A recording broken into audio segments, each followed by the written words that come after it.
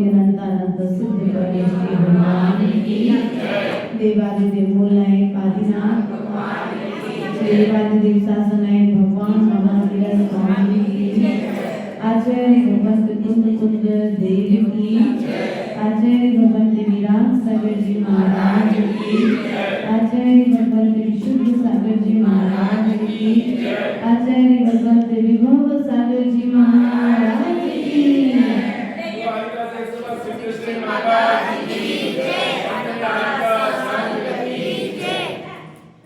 प्रिय बंधु, अपने मनोयोग को स्थिर करते हुए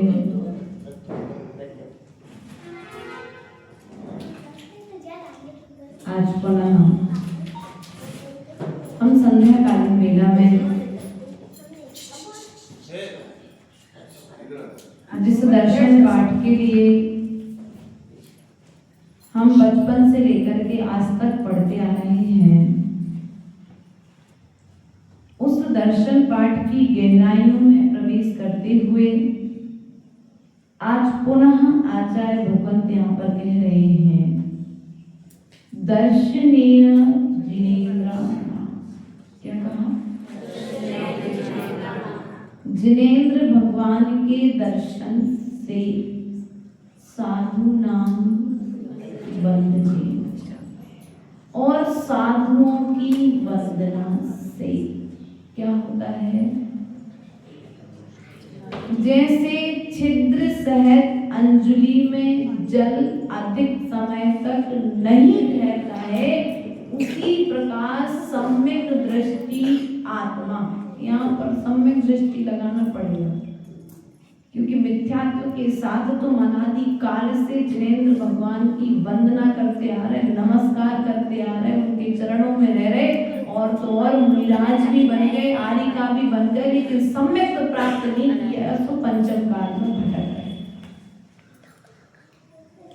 सम्यक्त्व के साथ में जिसने जिनेन्द्र भगवान की दर्शन किए और साधुओं की वंदना की है, ऐसे सम्यक दृष्टि जीवों के पाप जैसे छिद्र सहित अंजलि में जल अधिक समय तक नहीं ठहरता है, उसी तरह से पाप भी अधिक समय तक नहीं ठहरता है।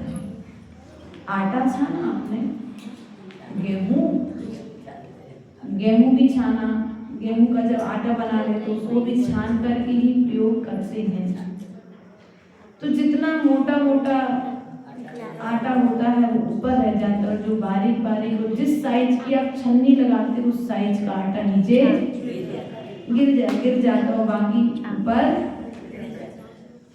अब आपने अपने पापों को गिराने के लिए किस प्रकार की छन्नी लगानी? सबको गिराना है ना पाप। थोड़ा सा धर्म का कार्य करोगे तो भी पाप गिरेंगे, और बड़ा काम करोगे तो भी पाप गिरेंगे। अर्थात पाप को गिराने के लिए, पाप को कम करने के लिए, कर्मों की दीवार को गिराने के लिए किसी न किसी रूप में हमें पुण्य तो करना पड़ेगा। लेकिन वो पुण्य करेंगे कब? वो पुण्य करेंगे कब? पुण्य करने की कोई उम्र निर्धारित नहीं। पाप करने की तो एक आपने लिस्ट बना करके रखी है कि 25 वर्ष तक पढ़ाई करना है, 25 वर्ष से लेकर के 50 वर्ष तक हमारे लिए व्यापार करना है, और 50 वर्ष के बाद फिर बोलो क्या करोगे? ऐसा सबने अपना बनाएगा टाइम टेबल। बोलो, आप जब तक समय का निर्धारण नहीं करेंगे, साधुओं की वंदना और जिनेन्द्र भगवान के दर्शन एक के लिए मात्र नहीं कहा। यहाँ पर आपको यदि पुण्य में वृद्धि करना है और पाप से बचना है तो जिनेन्द्र भगवान के दर्शन के साथ साथ साधुओं की वंदना भी करनी पड़ेगी। इस बात को ध्यान रखना। रितेश भैया, आप मंदिर में अभिषेक कर रहे हो और जिनेन्द्र भगवान की पूजन कर रहे हो, पूजन करते करते आपके बीच में यदि कोई साधु महाराज आ जाए तो क्या करोगे?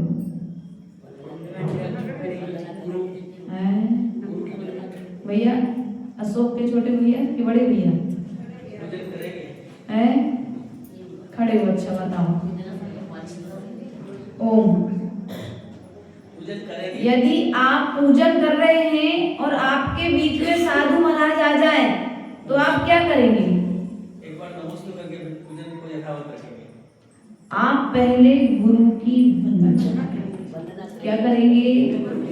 जो सम्यक दृष्टि आत्मा आपके बीच में चारित्र को धारण किए हुए आपके बीच में पधारा हुआ है, आप अचेतन भगवान की पूजा कर रहे हैं, लेकिन चेतन भगवान यदि आपके बीच में आ जाए तो उनकी वंदना जब करोगे तब कहीं जाकर के न तिष्ठति चिरम पाप।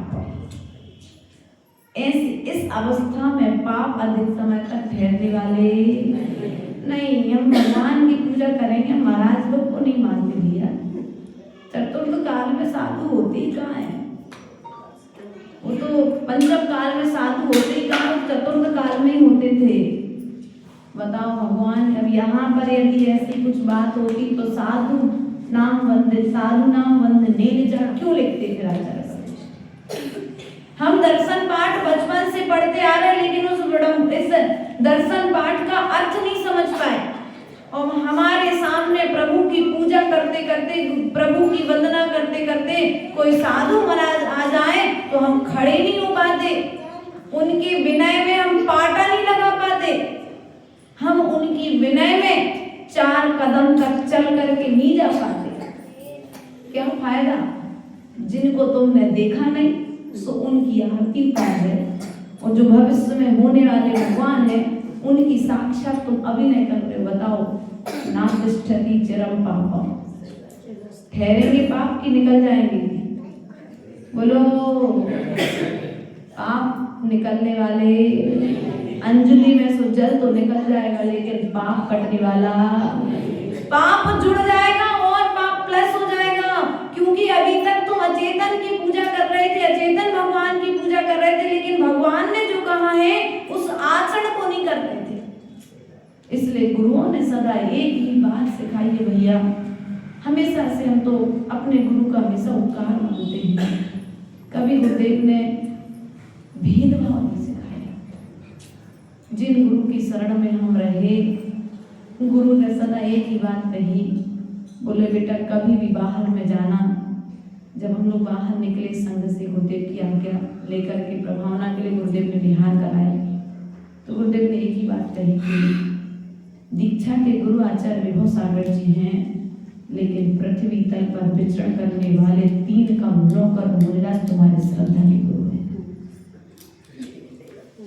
हमने दीक्षा दी तुम्हारे लिए, हो सकता है तुम्हारे समाधि मरण के समय हम तुम्हारे काम में न आए, लेकिन यदि तुम पृथ्वी तल पर विचरण करने वाले निर्ग्रंथ मुनिराजों की वंदना करोगे तो हो सकता है उनमें से कोई एक मुनिराज, कोई आर्यिका माता जी अंतिम समय में तुम्हें ओंकार सुना रहे, हमारा समाधि मरण करा रहे हैं। इसलिए कभी भी किसी भी साधु में भेदभाव नहीं करना, यदि करना है तो भेद विज्ञान करना। क्या करना है? बोलो तो, क्या करोगे आप लोग?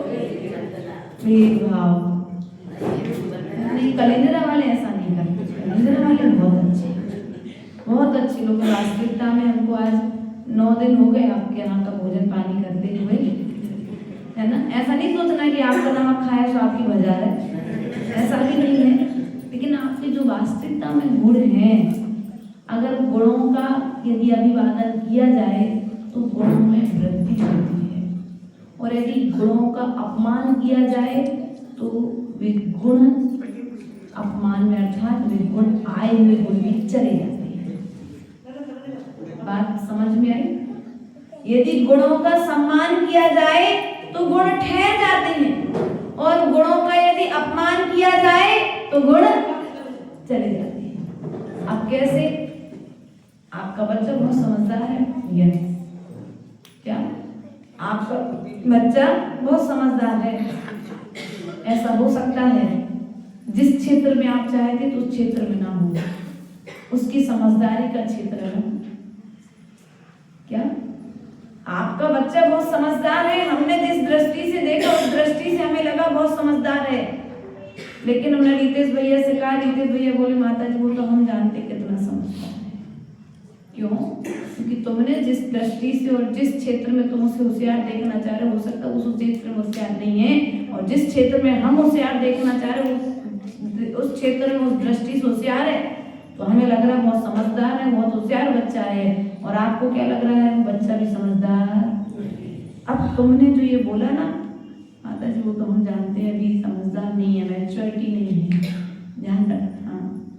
आप जो ये सोच रहे हैं ना मैच्योरिटी नहीं है, अब आपकी सोच का प्रभाव उसके विचारों पर पड़ेगा, और आपके विचारों का प्रभाव उस पर पड़ेगा तो वो सब कुछ अच्छा करता हुआ भी आपके लिए उसी तरह से देखेगा जिस तरह से आप उसे देख रहे हैं। इसलिए बोलने के पहले विचार करने के पहले विचार पर विचार करो। हम नकारात्मक सोच रहे कि सकारात्मक। हमने जब कलिंजरा में आए तो हमने सोचे नहीं कि लोग खराब हैं। क्यों सोचना पड़े लोग खराब हैं? लोग कभी खराब होते ही नहीं है, कभी व्यक्ति खराब होता ही नहीं है, हमारा देखने का तरीका खराब है। हम व्यक्ति को जिस एंगल से देखते हैं उस दृष्टि से दिखता है। देखो यही सूरज गर्मी ठंडी के दिनों में ना आए तो इंतजार करते लोग। हम सूरज ठंडी के दिनों में ना आए तो इंतजार करते हैं, और गर्मी के दिनों में आ जाए तो गर्मी के दिनों में जल्दी आता तो कहते भगवान अब आ गया है तो जल्दी से दिन जल्दी से निकले। और सूरज फर्क, सूरज में कोई फर्क नहीं आया, परिवर्तन कहाँ आया हमारे? बात समझ में आई? ना साधु बुरे हैं ना भगवान बुरे हैं, लेकिन हमने भगवान को इतना इतना महान मान लिया है कि भगवान के समान आचरण करने वाले गुरु हमें भगवान रूप में दिखाई ही नहीं दे रहे। बल्कि कुंद कुंद स्वामी ने स्पष्ट कहा है कि ये तो अचेतन मंदिर है, ये अचेतन प्रतिमा है, ये अचेतन शास्त्र है। यदि अचेतन तुम्हारे सामने निर्ग्रंथ गुरु आ जाए तो चलते फिरते तीर्थ स्वरूप। सम्य शिखर जी कितना दूर है भैया? 1500 1800, ठीक है ना, 1800 किलोमीटर है तुम्हारे कलिंजरा से सम्य शिखर जी, और गिरनार जी 750 किलोमीटर, 700 किलोमीटर लगभग। और कैलाश पर्वत लगभग 2000 किलोमीटर। उसके पश्चात चंपापुर, पावापुर लगभग सम्य शिखर जी के 1800 के एवरेज में लेना है ना। आपने 1800 किलोमीटर का सफर करके आप सम्य शिखर जी पहुंचे। आप सुशील भैया सम्य शिखर जी पहुंचे हो, और महिपाल जी आप कहीं नहीं गए। आपके नगर में निर्ग्रंथ मुनिराज आए थे, तो आपने सम्य शिखर जी की टिकट कैंसिल करके मुनिराज की वंदना करना स्वीकार किया। बताओ दोनों के में सबसे ज्यादा कर्म की निर्जन कौन करता है? बोलो। सुशील जी ने टक्कर भैया, अशोक के छोटे भैया है। ध्यान रखना, यदि तुम्हारे नगर में कोई साधु आ जाए तो आचार्य भगवंत ने कहा है कि उन चेतन प्रतिमाओं ने, भगवानों ने पूर्व में वहां पर साधना की थी, इसलिए वे अचेतन तीर्थ आज तक जयवंत हैं। और तत्काल वर्तमान पंचम काल में निर्ग्रंथ साधु साधना करते हुए तुम्हारे नगर में आ जाए तो समझ लेना आज तुम्हारे नगर में चलता फिरता सम्य शिखर तीर्थ पहुंच गया, और तुमने निर्ग्रंथ गुरुओं की वंदना कर ली, मतलब सम्य शिखर जी की वंदना। जितनी श्रद्धा के साथ तुम सम्य शिखर जी की वंदना करोगे उतनी श्रद्धा के साथ तुम निर्ग्रंथ गुरुओं को नमस्कार तो करो, वही चमत्कार पैदा हो जाएगा जो चमत्कार गुरु में हुआ। इसलिए प्रिय बंधु साधु नाम वंदने च, क्या कहा यहाँ पर? जिनेंद्र भगवान के दर्शन से और साधुओं की माता जी फुर्सत कहाँ है? नगर में साधु रहे, इतनी तेज गर्मी पड़ रही है, कहाँ घर से निकल पाती, बड़ी मुश्किल से तो समय मिलता है मंदिर आने का, है ना? क्यों माताओं? ऐसे कुछ नहीं, कलिंद्र वाले ऐसे नहीं भैया, कलिंद्र वाले ऐसे नहीं तो लोगों से एसी नहीं छोड़ा जाता। चले जाओ दिल्ली में, 2 कर्मचारी कर देंगे तुम्हारे लिए। आप आए हो तो बढ़िया आराम से आपकी व्यवस्था है, कमरे में गर्मी लगे सो एसी है, पंखा है, कूलर है, 2 कर्मचारी आपकी सेवा में भोजन बना देंगे, पहुंच जाओगे तो कपड़े धो देंगे, झाड़ू पोछा कर देंगे, बढ़िया तुम अपने में मस्त, हम अपने एसी में मस्त, ना आपको कोई तकलीफ ना हमको कोई तकलीफ। लेकिन यदि वास्तविकता में साधना करना है तो इस बागड़ क्षेत्र में साधुओं को विचरण करना चाहिए, क्योंकि बागड़ के लोग साधु को अकेला नहीं छोड़ेंगे, इतना बड़ा व्यापार नहीं है, इन्हें व्यापार से प्रेम नहीं है, साधु से प्रेम है। वास्तविकता में जब से मैंने पूर्व में 2 चातुर्मास करे, गुरुदेव की आज्ञा से हम पूर्व में रहे हैं यहाँ, लेकिन फिर भी उतने अच्छे से परिचय नहीं हो पाया। जब गुरुदेव से पूछा कि कलेजरा जाना है तो गुरुदेव बोले 2.5 महीने अरन श्री जी रुकी हैं, हम भी पूर्व में गए हैं, आप एक बार जाकर के बाहुबली के चरणों में बैठ करके देखो तो वही गोमतेश्वर का आनंद आएगा जो गोमतेश्वर। इसलिए प्रिय बंधुओं, गोमतेश्वर कौन कौन गए इनमें से? सब लोग हो गए, बड़े पैसे वाले हो तुम लोग, लेकिन फिर भी जो नहीं गया हो बिल्कुल भीतर में विकल्प मत करना। जितनी श्रद्धा के साथ ये लोग गोमतेश्वर बाहुबली को नमस्कार करके आए ना, उतनी ही श्रद्धा के साथ इस कलिंद्रा के प्रांगण में खड़े बाहुबली को नमस्कार कर लेना, वही फल तुम्हारे लिए प्राप्त हो जाएगा। ये मेहनत करके गए थे, तुम्हें मेहनत नहीं करना, मात्र तुम्हें भावपूर्वक यहीं से नमस्कार करना। इसलिए साधुओं की वंदना से, इसकी वंदना से, साधु दूर दूर से आ रहे हैं भगवान की वंदना करने के लिए। पहले से समाचार आ रहे हैं, कितने दिन बाद इतने साधु कलिंद्रा में आने वाले हैं। आ रहे कि नहीं आ रहे? ये क्या है तुम्हारा है? अरे अभी तो आए थे माता जी महाराज, फिर खबर आ गई। अरे तुम लोग नहीं सोचते, पड़ोसी गांव वाले, पड़ोस के लोग ऐसा सोचने लग जाएं तो बताओ उन्हें सेवा करते हुए पुण्य का फल मिलेगा कि पाप मिलेगा? सब बिल्कुल कितनी जल्दी निर्णय कर लेते आप लोग। जानते तो सब कुछ हो, लेकिन करते वही है जो हमें ध्यान रखना। कार्य करते हुए भी कर्म की निर्जरा न होने का कारण यही है। कार्य करते हुए भी सामयिक तो करना ही है ना, अच्छे मन से कर लो, प्रतिकोण तो करना ही है ना, अच्छे मन से कर लो, मंदिर तो जाना है ना, अच्छे मन से चले जाओ, साधु को हाथ तो देना ही है ना, तो अच्छे मन से दे लो ना। मन मलान करके क्यों पाप का बंद करके कार्य करते हो?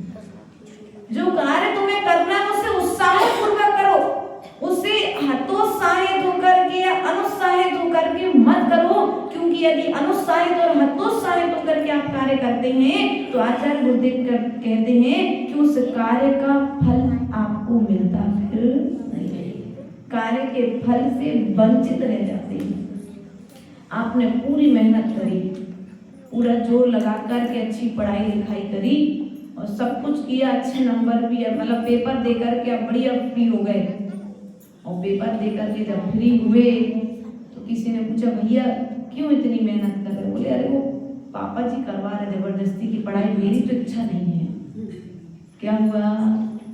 पढ़ाई भी करी, पेपर भी दिए, अब भावपूर्वक नहीं किया ना तो फल भी मिलने वाला, नंबर अच्छे आएंगे क्या?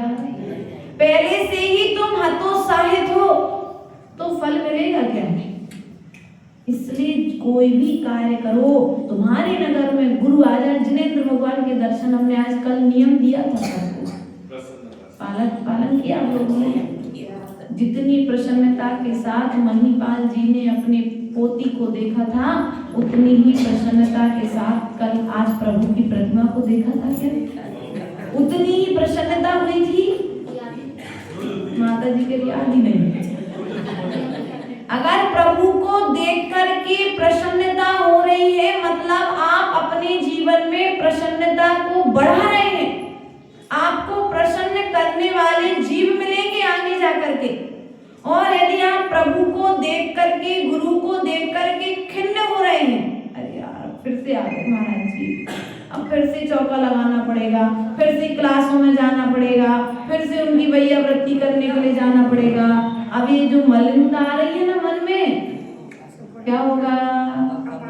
बोलो, कार्य तो करना है, जंगल तो जाना ही पड़ेगा, साधु आएगा लेकर के, लेकिन मन मार करके जाओगे और एक उत्साह पूर्वक जाओगे, नहीं मेरा कर्तव्य है, मैं करूँगा। देखो दादी आधा प्रवचन करती मेरे बाजू में, मैं आधा बोलती हूँ, दादी वो पूरा कर देती है।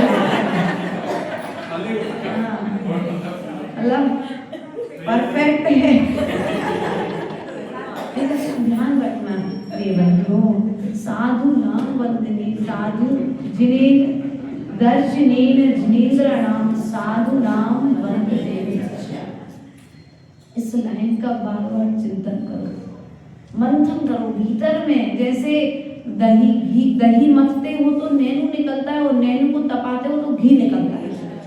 वैसे यहाँ से सुन करके जाने के पश्चात में एक बार आज चिंतन करना कि मैंने अभी तक अपनी उम्र के 50 साल, किसी ने 20 साल, किसी ने 25 साल, किसी ने 30 साल निकाल दिए, और किसी ने 70 साल भी निकाल दिए इस लाइन वालों ने, है ना? तो उस 70 साल 50 साल की जिंदगी के भीतर में मैंने किसी साधु का अपमान तो नहीं किया? तो दादी जवाब दे रही, किसी का अपमान तो नहीं किया? यदि किसी का अपमान किया है तो किसी भी गुरु के पास जाकर के प्रायश्चित ले लेना। क्या अभी भी मौका बाकी है? और आगे आने वाले साधुओं की वंदना करने के लिए तत्पर रहना। ध्यान रखना, तुम्हारे नगर में कोई साधु आए ना तो लेने भी जाना, और साधु आए तो छोड़ने भी जाना। क्यों जाना छोड़ने के लिए? लेने के लिए क्यों जाना? साधु तो आया है, रास्ता बना है तो आएगा ही आएगा। पहले आए थे आप लोग, नहीं आए थे लेने, फिर भी हम आए थे, और छोड़ने नहीं गए थे फिर भी हम गए थे, और फिर से आए, नहीं गए लेने, फिर भी आए कि नहीं आए। लेकिन तुम लोगों के लोग उपाय बता देते हैं, साधु को आना है, साधु को जाना है। वही कार्य यदि आने जाने के बीच में यदि तुम साधु की आगवानी करने के लिए जाते हो तो तुम कर्म निर्जरा करते हो। क्या करते हो? बोलो तो। कर्म निर्जरा करोगे। कौन से कर्म की निर्जरा करोगे? तुम्हारा जो पाप कर्म तुमने जोड़ करके रखा है। भैया अभी को उदाहरण बता दो प्रेजेंट का। इंदौर से बिहार हुआ मेरा, हमारे संत निवास के सामने एक माँ रहती थी, वो चातुर्मास पर उन्होंने बहुत सेवा करी। छोटी मोटी कोई भी जरूरत जैसे ये रहती ना, एक बहन आपकी कोई है, चौका लगा था, इनका घर है आपके बीच बाजू बैठे भैया, इनका तो फिर भी जैसे आज सामने सामने घर है ना, आशीष भैया को इनका ऐसे आमने सामने बिल्कुल एक गली का 10 फीट का अंतर मात्र। जब भी जरूरत पड़ती 24 घंटे में, रात को सोना, जंगल जाना और मंदिर जाना, कोई भी काम पड़े तत्काल वो माँ तैयार रहती थी हमारे लिए। और चातुर्मास के पश्चात हमारा विहार हुआ बांसवाड़ा के लिए, पूरी समाज ने मिलकर के विहार कराया। उस सिलाई करती थी वो माँ का पैर इतना ऊंचा सूझा था, सूजन, 4 कदम भी चले तो तकलीफ होती थी, लेकिन फिर भी माता जी आपके साथ चलेंगी। तब एक ऐसा अतिशय हुआ कि वे पूरे बिहार में 9 किलोमीटर का बिहार उन्होंने पूरा पैदल किया, और घर जाकर के देखा तो पूरे पैर की सूजन उतर गई। बड़े बड़े डॉक्टरों को दिखा दिया था, डॉक्टर ने बोल दिया सर्जरी, हमने कहा सर्जरी बिल्कुल नहीं कराना बंद। अभी भी ज्यादा बेटर हो, कम से कम अपना कुछ काम तो कर पाते हो। सर्जरी हो जाएगी कुछ भी नहीं कर पाओगे। इसलिए पता नहीं किस साधु का आशीर्वाद, किस साधु की विशुद्धि का फल तुम्हें कब लग जाए। फिर उन्होंने संदेश भेजा कि माता जी से कहना हमारे पैर की सूजन अपने आप उतर गई है, हम जल्दी ही आपके पास में आएंगे पुनः। इसलिए बंधुओं, पता नहीं कौन सा साधु कब तुम्हारे लिए किस रूप में आशीर्वाद दे करके चला जाए और तुम वृद्धि को प्राप्त हो जाओ। इसलिए निरंतर नगर में आने वाला, चाहे छोटा साधु हो चाहे बड़ा साधु हो, चाहे प्रभावक साधु हो चाहे प्रभावना ना करके भी जानता हो, प्रवचन करके जाने चाहे नहीं जाने, लेकिन सामयिक करके भी प्रत्येक साधु जानता है। और साधु यदि सामयिक निर्दोष तरीके से करता है तो सामयिक के फल से उस सामयिक का फल, यदि साधु सामयिक के बाद श्रावक को आशीर्वाद दे देगा तो क्या होगा। और श्रावक यदि मन में कोई भावना लेकर के आया है तो वह भावना निश्चित ही पूर्णता को प्राप्त होती है। आचार्य गुरुदेव कहते साधु दो समय बहुत प्रसन्न होता है, एक तो आहार के बाद और दूसरा सामायिक के बाद। अब ऐसा नहीं करना सामायिक का समय 1 बजे से आ जाओ हमारे कमरे में कल से, ध्यान रखना आप लोग। इसलिए हम सामयिक करके आने लगे तुम लोग को प्रवचन देने के लिए कि जितनी भीतर में अच्छे विचार उत्पन्न हुए हमने आपको प्रकट कर दिए, आपके विकास में बदला दिए। इसलिए प्रिय बंधुओं, साधु नाम वंदनीय साधुओं की बोलो तो, साधुओं की वंदना से, जैन भगवान के दर्शन से और साधुओं की क्या होता है, ना तिष्ठति चिरम पापम शीघ्रहस्ते। इस प्रकार से छेद सहित अंजलि में जल नहीं ठहरता है, उसी तरह से पाप भी अधिक समय तक। तो क्या करोगे आज से क्या करोगे। कोई भी साधु आए, क्या छोटा साधु आए चाहे, अरे आप लोग पता है प्रभावना कैसे करते हो। कोई साधु की प्रभावना करनी है, जैसे हम यहाँ पर आए तो आप लोग ऐसे थोड़ी ना आ गए हमारे पास, वो तो भगवान गुरुदेव का आशीर्वाद था और भगवान आदिनाथ भगवान की कृपा थी कि हम आपके बीच में आए। और सुशील भैया ने 8 दिन पहले देख लिया वीरोदय में, माता जी कैसी है। हाँ देखो, होते हैं सब श्रावक, होना भी चाहिए कहीं कहीं पर। जब इनने देख लिया तो बोला बस माता जी अब तो नहीं। देखो है तो सबका पुण्य, हम ये नहीं कहते सुशील भैया के पीछे थोड़ी ना आए, ये बात भी क्लियर है। पता नहीं हो सकते कोई गर्भ में जीवो गर्भवती माँ के जीव के पुण्य ने मुझे खींच करके ले आया, ऐसा भी तो हो सकता है। किसी ना किसी जीव के पुण्य से तो आए हैं, लेकिन पुण्य में भी आप सभी ने देखो सहयोग किया कि ये लाइन जो 4-5 में थी आज पूरी 25 पे पहुंच गई, किया कि नहीं किया। तो साधुओं की वंदना से क्या हुआ भैया, आज आप लोग साधुओं की वंदना के लिए यहाँ पर आए तो क्या हुआ, कुछ तो हुआ। आपके जो पाप हैं अब भी अधिक समय तक ठहरने वाले, बोलो तो, विश्वास कर लो इस बात पर। यदि आपने मनोयोग से साधु की वंदना की है तो आपके पाप अधिक समय तक ठहरने वाले। बस पाप को ही तो भगाना था हमें, तो पुण्य अपने आप। बोलो, दही निकालोगे तब तो दूध रख पाओगे पात्र में, और दही भर करके रखोगे तो दूध भरेगा क्या है। पीछे वाले भैया युवा मंडल टीम पूरे युवा पीछे बैठे हैं। क्या कहा बेटा मैंने, बात समझ में आई नहीं आई, सौम है क्या बोला मैंने, खड़े होके बता बेटा।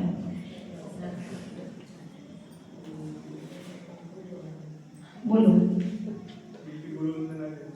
गुरु वंदना करना। उदाहरण मैंने क्या समझाया, पात्र में यदि दही रखा रहेगा तो दूध रख पाएगा क्या, क्यों नहीं रख पाएगा, दूध भी खराब। और यदि तुम दूध को हटा लो और फिर तुम दही को हटा लो फिर दूध रख दो तो है दूध भी क्या हो जाएगा। और उस पात्र को साफ कर लो फिर उसमें दूध रखो तो दूध का कुछ होने वाला बस भैया तुम घर पर बर्तन मांज के आए हो, हम लोग यहाँ हम तुम्हारा मन मांज रहे हैं क्या।